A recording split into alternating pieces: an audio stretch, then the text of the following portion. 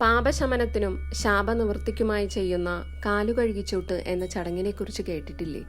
ക്ഷേത്രങ്ങളിലോ ഭവനങ്ങളിലോ ബ്രഹ്മജ്ഞാനം നേടിയ ബ്രാഹ്മണരെ വിളിച്ചുവരുത്തി ആദരിക്കുന്നൊരു ചടങ്ങാണിത്.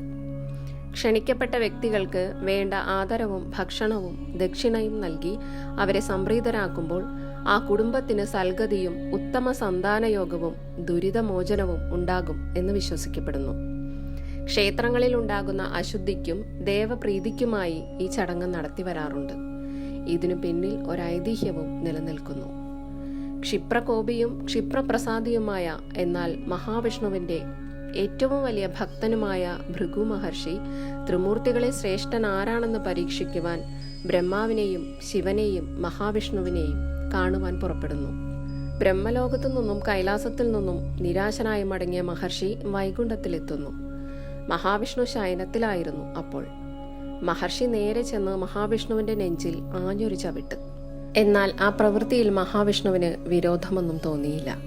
മറിച്ച് ഭഗവാനിൽ കോപത്തിനു പകരം ചെറുചിരിയാണ് വന്നത്.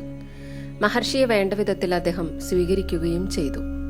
മഹാമുനി താൻ തന്റെ കോപത്താലും അറിവില്ലായ്മയാലും ഒരിക്കലും ചെയ്യാൻ പാടില്ലാത്ത കാര്യം ചെയ്തു എന്നും അതിന് എന്തു പരിഹാരമാണ് ചെയ്യേണ്ടതെന്നും സാഷ്ടാംഗം പ്രണമിച്ച് ഭഗവാനോട് ചോദിക്കുകയാണ്. അപ്പോൾ ഭഗവാൻ മുനിയോട് ഇപ്രകാരം ചെയ്യാനായി പറയുന്നു: ഭൂമിയിൽ ജ്ഞാനം തികഞ്ഞ യോഗ്യന്മാർക്ക് യഥാവിധി കാലുകഴുകിച്ചൂട്ട് എന്ന ക്രിയ ചെയ്ത് അനുഗ്രഹം വാങ്ങിയാൽ അങ്ങയുടെ ഈ പ്രവൃത്തിക്ക് പരിഹാരമായി. മേലിലും ആരീ പ്രവൃത്തി ചെയ്താലും അത്യന്തം ശ്രേയസ്കരം തന്നെ എന്ന് അരുളുകയും ചെയ്തു. കാലുകഴുകിച്ചൂട്ട് എന്ന ക്രിയ ഇപ്രകാരമാണ് നടത്തുന്നത്.